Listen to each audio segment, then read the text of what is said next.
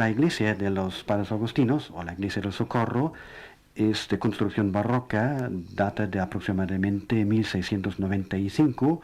El órgano está situado en una capilla, una bóveda lateral, al lado del coro alto, y la acústica es bastante seca. Ya. Bueno, si me permites, yo voy a seguir un poco presentando, aunque tú eres el especialista en la materia, voy a hacer una especie de comentario con respecto a cómo está constituida su fachada. La fachada está formada por el cuerpo principal del instrumento, en donde están situados los dos flautados de cara del órgano mayor, que forman una gran W, y sobre los cuales está centrada la parte correspondiente al órgano de ecos, en cuya fachada, justamente encima del órgano mayor, están colocados los tubos que corresponden a la octava de cara. ¿No es así, Gerardo? Sí, exacto. Luego, junto al cuerpo principal, con sus dos divisiones ya mencionadas, tenemos que añadir el otro cuerpo separado y ubicado a espaldas del organista, la cadireta. Estos tres planos, órgano mayor, ecos y cadireta, están encuadrados en sus marcos o cajas de estilo renacentista de madera, que me imagino que sin duda alguna es expresión visual y plástica del sonido y estética del instrumento. Bien, lo que nos gustaría que nos explicaras es el término, este término tan empleado por vosotros los organeros, el término del Werkprinzip, que creo que tú mejor que nadie puedes explicarnos en qué consiste. Sí, el Werkprinzip, una palabra que define la representación de cada cuerpo sonoro de órgano en la fachada. En la iglesia del Socorro corresponde perfectamente a una idea casi norte-europea que se estilizó en el siglo XVI y XVII, que luego fue seguido, pero este órgano corresponde a la estética de esta época en el norte de Europa. Claro, no tenemos que olvidar la influencia flamenca en Cataluña en esta época, que sin duda para mí ha dejado sus raíces también, sus huellas en Mallorca. Entonces, este órgano tiene tres cuerpos sonoros, como tú ya has explicado la disposición de la fachada, pues cada cuerpo de órgano está representado en la fachada, y cada uno de estos tres cuerpos sonoros o teclados es un órgano por sí, un órgano acabado por sí. Como tres órganos independientes. Exacto, con su propio carácter y entre ellos casi equilibrado, aunque tienen diferente misión. El órgano mayor, lógicamente, es el cuerpo brillante y potente, es el teclado principal. El órgano de ecos es el poeta, es poético, es cantante, y además tiene una composición genial, de la cual creo que tendremos que hablar luego.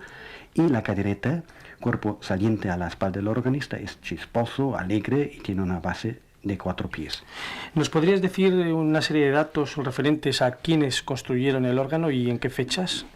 Desgraciadamente no disponemos de datos históricos exactos, pero a través de comparaciones con otros instrumentos de Mallorca de la misma época, a través de la mano de obra y la realización, podemos definir bastante claramente que el órgano fue construido a principios del siglo XVIII por los hermanos Damià y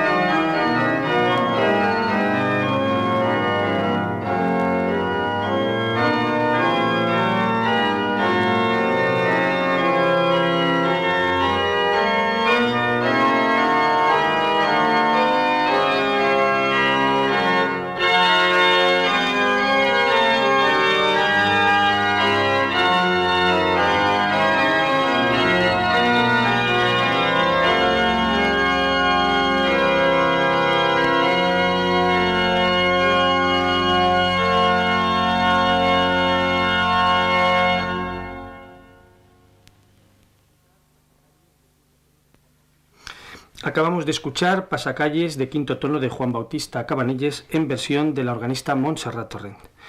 Gerard, nos gustaría ahora que nos hablaras un poco de la estética sonora del instrumento que estamos escuchando. ¿A qué idea estética responde la configuración original de los hermanos Caimari? Los hermanos Caimari siguen la idea y el planteamiento del Renacimiento.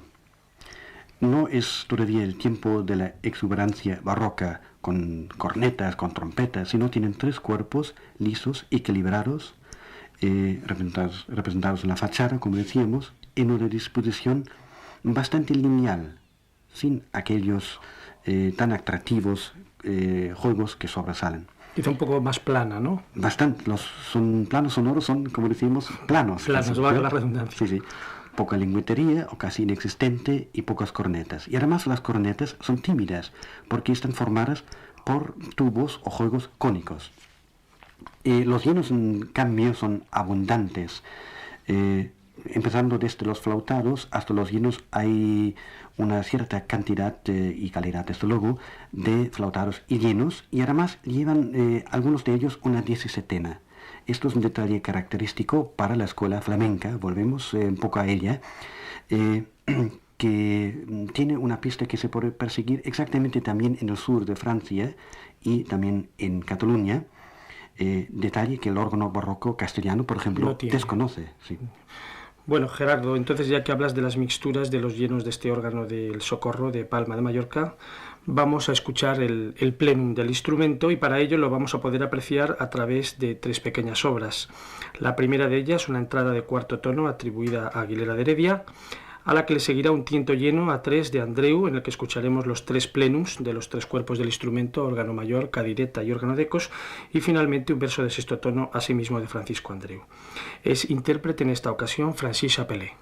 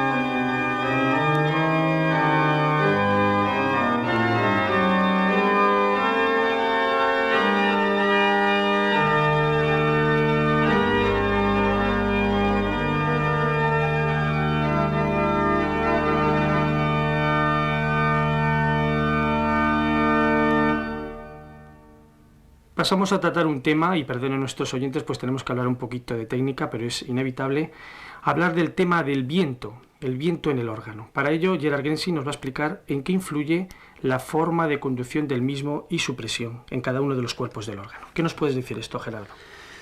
Pues sí, el viento influye enormemente en el carácter de cada cuerpo y invitamos a nuestros oyentes a penetrar un poco en el interior del instrumento y nos damos cuenta que, por ejemplo, el portaviento de la cadireta es muy largo y tiene una sección particularmente estrecha, lo que efectúa que el viento pasa con mucha velocidad y le da esta vivacidad, yo diría casi alegría al sonido de la cadireta. Vivacidad de respuesta, ¿verdad? De respuesta y de ataque. Es parecido, por ejemplo, como que la corriente de agua en un arroyo que pasa con mucha velocidad y también es muy alegre. Entonces entra a través de este portavientos en los tubos con esta alegría. También tiene un defecto. Todo tiene su compensación y tiene un efecto, pero es intencionado. Y el efecto es una ligera fluctuación. Fluctuación de viento, ¿no? Viento. Un vaivén, una especie de vaivén. Exacto. Ya. Detalle que no nos podemos permitir en el órgano mayor. Y el constructor lo preveía con portavientos más amplios. Y hay un término intermedio entre los dos en el secreto del órgano de ecos. Este sistema de diferenciación de viento vuelve a ser utilizado hoy día por algunos organeros actuales porque le da esta característica a los diferentes cuerpos sonoros. Ya. Otra cosa que me gustaría preguntarte, ¿por qué esta presencia tan peculiar, que siempre es una cosa que me ha llamado la atención, de la existencia de flautado doble en los órganos mallorquines de la región catalano-balear? ¿A qué se debe esta...? Pues la escuela catalana, valenciana, mallorquina, se puede decir que estima mucho los flautados. Pero no es la única razón, sino también su diámetro de sus tubos es muy estrecho, ya que forman parte del lleno y toman su medida de la misma raíz, lo que hace necesario su doble presencia para fundamentar estos amplios llenos. Es prácticamente una idea saliente del Blockwerk. Una reminiscencia del órgano gótico. Yo diría que sí, aquel Blockwerk que no tenía separación posible, como has explicado ya en alguna emisión, estaba bastante generalizado hasta el siglo XVI y esta idea se ha mantenido en Mallorca con abundantes llenos, simplemente que a partir de este momento son separables en diferentes juegos. Pero la idea se sigue manteniendo. La idea se sigue manteniendo. Entras en un órgano y ves aquí hay como un Blockwerk. Simplemente hay los juegos que lo dejan separable. También persiste esta idea en Cataluña y extrañamente hasta mediados del siglo XIX. Por ejemplo, el órgano de Castelló de Empúries, que fue terminado en esta fecha, tiene enormemente cantidades de llenos. Y naturalmente también con llenos con 17ena. Bueno, pues después de esta detallada explicación, vamos a escuchar los dos juegos base del órgano mayor y cadireta del órgano que estamos escuchando. Lo vamos a poder apreciar con 2 tientos de falsas. El primero de ellos, de segundo tono, de un compositor anónimo del siglo XVII, en el que oiremos el flautado de cara del órgano mayor, y en segundo lugar un tiento de falsas de primer tono interpretado con la octava de cara de la cadireta de Juan Cabanilles. Al órgano nuevamente Francis Chapelet.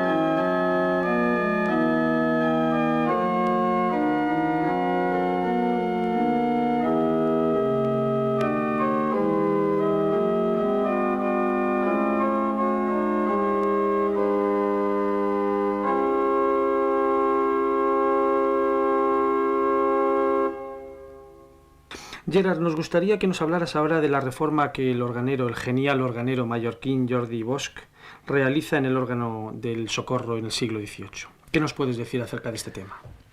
Tampoco tenemos datos precisos y exactos sobre la intervención de Jordi Bosch.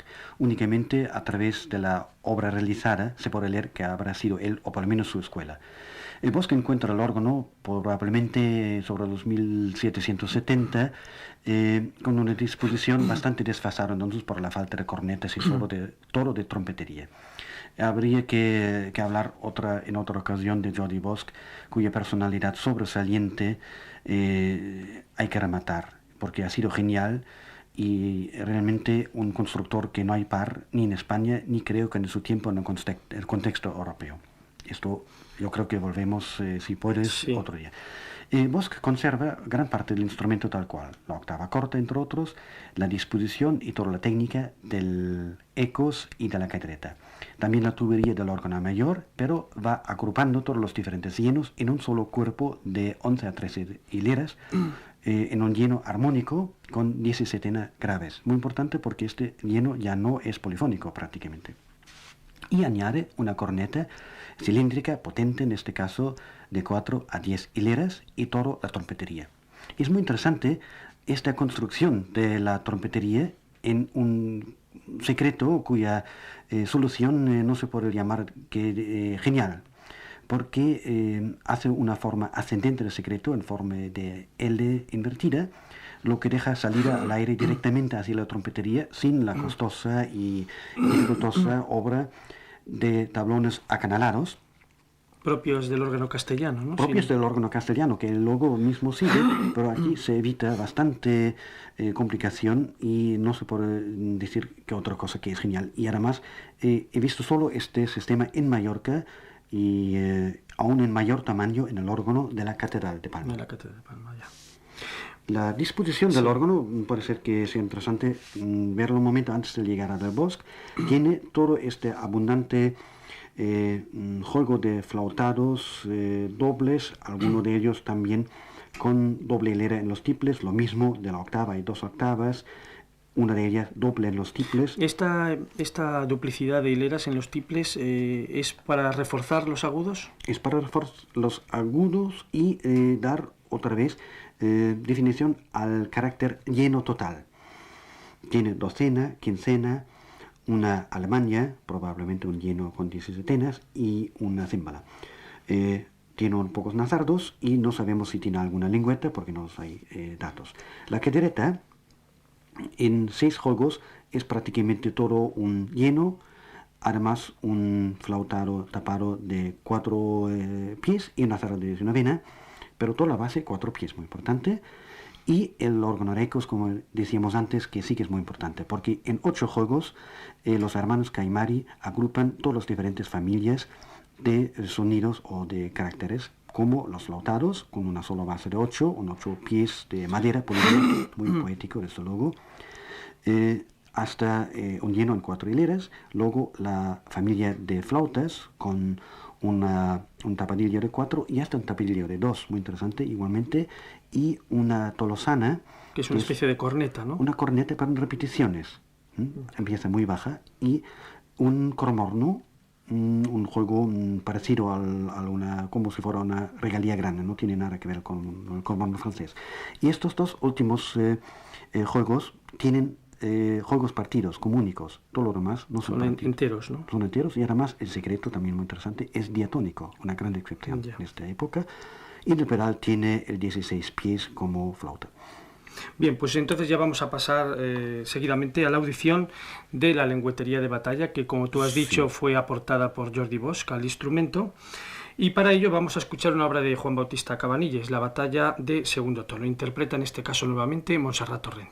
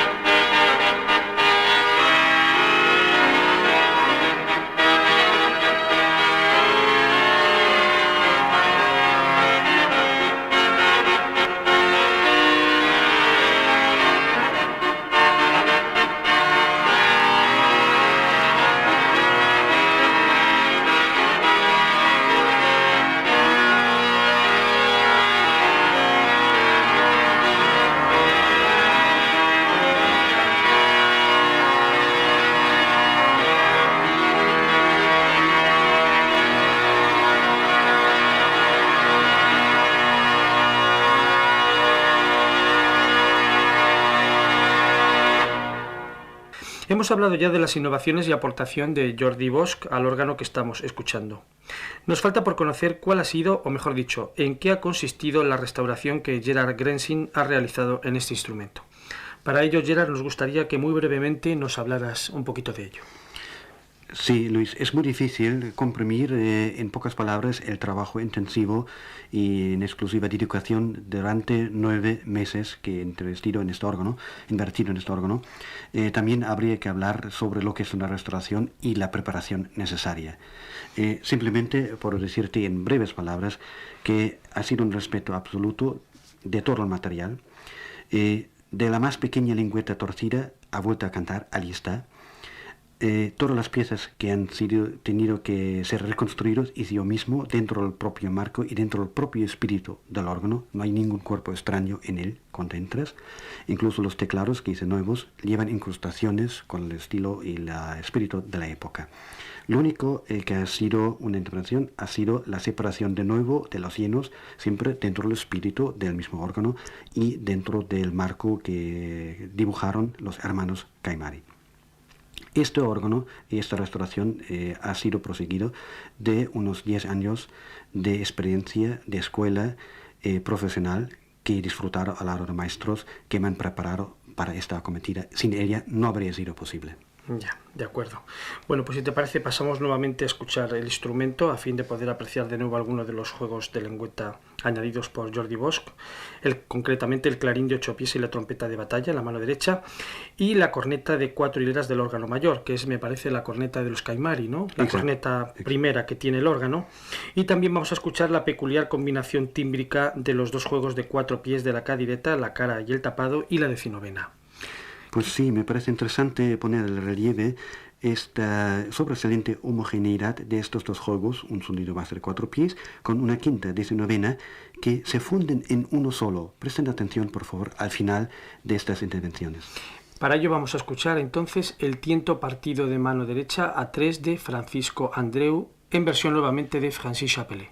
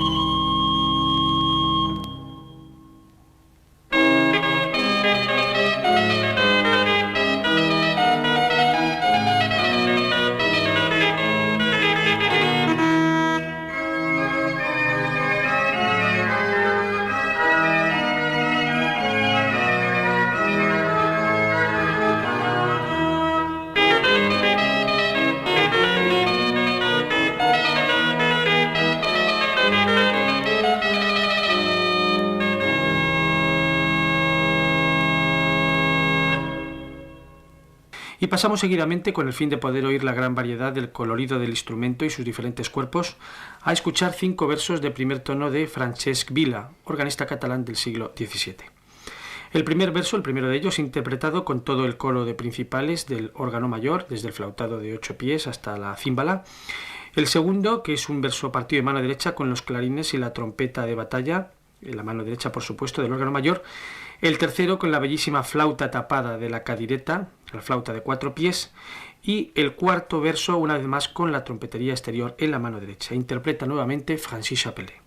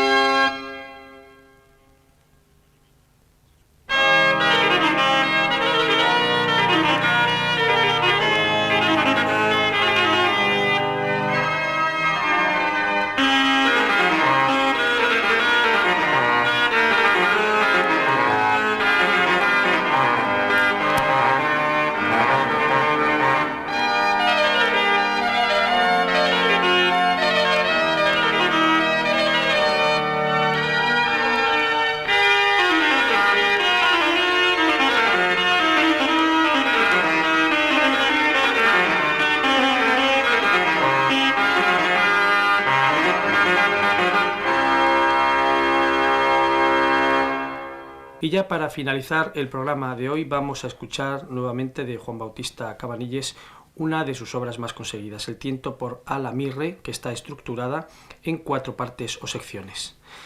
La obra será interpretada en su primera sección con la lengüetería exterior o de batalla, la segunda con los 2 juegos de 4 pies de la cadireta, o sea, es decir, la octava de cara y flauta tapada, la tercera con el flautado base de madera de 8 pies del órgano de eco u órgano alto y sus 2 juegos de 2, la quincena doble y el tapado de 2. Y la cuarta y última sección con el plenum de principales del órgano mayor. Interpreta de nuevo Francis Chapelet.